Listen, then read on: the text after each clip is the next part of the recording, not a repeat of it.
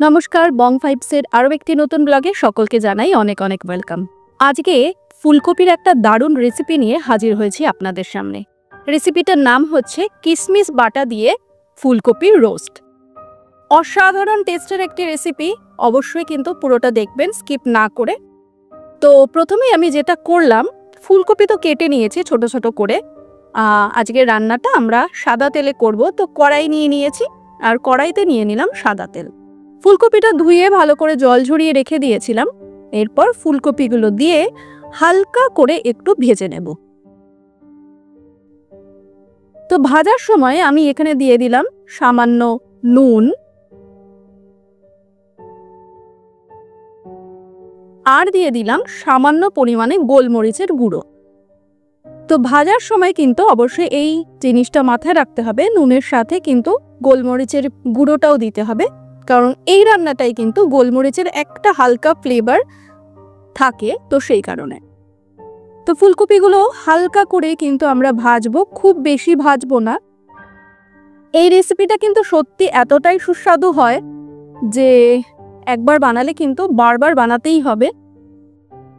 তো এইদিকে আমি যেটা করলাম সেটা হচ্ছে, এই রেসিপিটা করতে আমাদের লাগবে কাজু বাদাম, আমন্ড আর কিশমিশ। তো সমস্ত কিছু নিয়ে আমি ওটা জল দিয়ে ভিজিয়ে রেখেছি।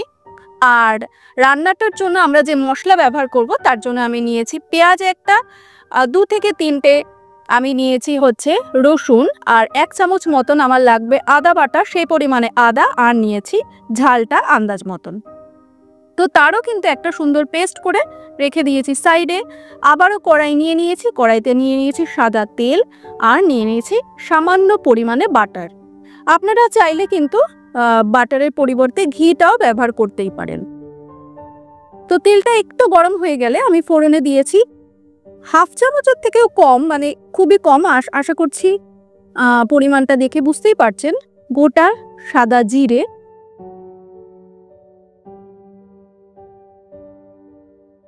দিয়ে দিলাম এখানে 1/2 স্টিক মতন দারচিনি, আর 2 থেকে 3টে দিয়ে দিয়েছি ছোট এলাচ। তো এগুলোই কিন্তু আজকের ফোড়নটা একটু ভাজা হবে, একটা সুন্দর গন্ধ বেরোবে। আরও একটা জিনিস দিয়ে দিলাম, সেটা হচ্ছে কাঁচা লঙ্কা। তো কেউ চাইলে শুকনো লঙ্কাও ব্যবহার করতে পারেন, তবে কাঁচা লঙ্কার ফ্লেভারটা যেহেতু আমার ভীষণ পছন্দের, তো সেই কারণে কাঁচা লঙ্কাটা ব্যবহার করেছি। তো সমস্ত ফোড়ন একটু ভাজা হয়ে যাওয়ার পর আমরা যে পেঁয়াজ বাটা, আদা রসুন সমস্ত বেটে রেখেছিলাম সেই মশলাটা দিয়ে দিলাম। এরপর বেশ ভালো করে আমরা নাড়াচাড়া করে নেব। কমেন্টে জানাবেন কারা আমার মতন কাঁচা লঙ্কার ফ্লেভারের তরকারি খেতে বেশি পছন্দ করেন। তো বেশ ভালো করে আমরা কষাতে থাকবো, আর এরই মাঝে আমাদের ব্যবহার করতে হবে শুকনো মশলা। তো আমি এখানে 1 থেকে 1.5 চামচ মতন নিয়েছি জিরে গুঁড়ো, 1/2 চামচ মতন নিয়েছি ধনে গুঁড়ো,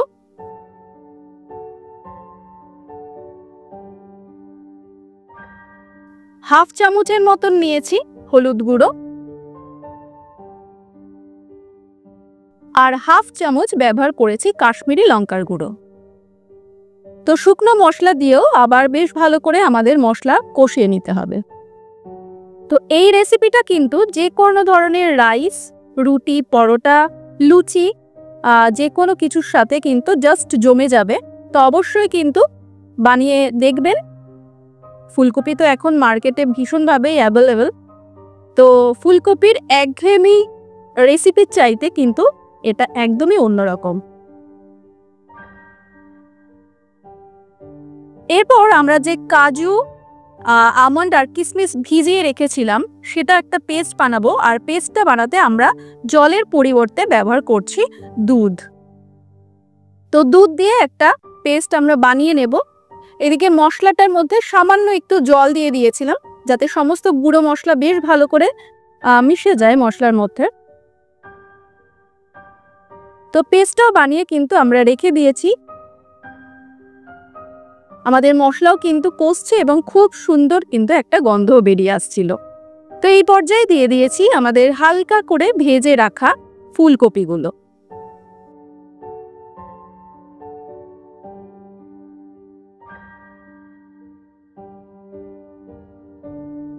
কাজু বাদামের যে পেস্টটা বানিয়ে রেখেছিলাম সেটাও দিয়ে দিলাম।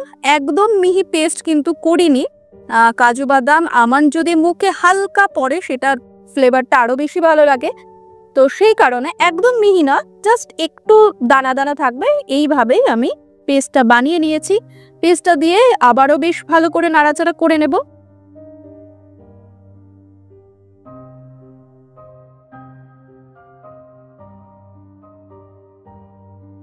দিয়ে দিলাম সামান্য একটু নুন। যেহেতু আমি ফুলকপি ভাজার সময় নুন ব্যবহার করেছিলাম, তো নুনটা কিন্তু অবশ্যই একটু বুঝে শুনে ব্যবহার করবেন। নুন দিয়ে আবারও নাড়াচাড়া করে নেব। খুবই অল্প সময়ের মধ্যে কিন্তু তৈরি হয়ে যাওয়ার মতন একটা রেসিপি। জিনিসগুলো জাস্ট হাতের সামনে থাকলেই কিন্তু একদম বাজিমাত। তো দিয়ে দিলাম বাটি ধোয়া জলটা, আবারও একটু নাড়াচাড়া। এরপর সামান্য জল দিয়ে, অর্থাৎ ফুলকপিগুলো যাতে বেশ ভালো সেদ্ধ হয়ে যায় সেই পরিমাণ জলটা ব্যবহার করেছি। মাঝে দিয়ে একটু ঢেকে রেখেছিলাম ফুলকপিগুলো সেদ্ধ হওয়ার জন্য। তো মোটামুটি কিন্তু আমাদের রান্না আজকের কমপ্লিট।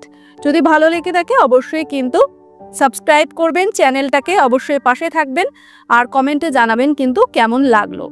তো শেষ পর্যায়ে দিয়ে দিলাম সামান্য একটু চিনি আর দিয়ে দিলাম কাঁচা লঙ্কা ভেঙে। এর আগেও বলেছি যে কাঁচা লঙ্কার ফ্লেভার আমার ভীষণ পছন্দের।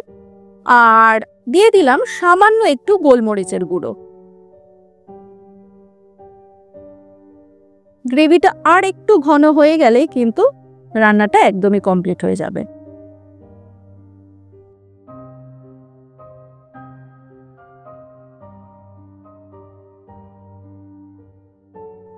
যারা ফেসবুকের পেজ থেকে দেখছেন অবশ্যই কিন্তু ফলো করে নেবেন। একদম শেষ পর্যায়ে যেটা করতে হবে, আমি এখানে কসুরি মেথি ড্রাই রোস্ট করে রেখে দিয়েছিলাম, সেই কসুরি মেথি কিন্তু নামানোর আগে অল্প পরিমাণে ছড়িয়ে দিতে হবে ওপর দিয়ে। ব্যাস, আজকের রান্না কিন্তু একদম কমপ্লিট। আশা করি আপনাদের সকলের ভালো লেগেছে। নমস্কার, সকলে খুব ভালো থাকুন।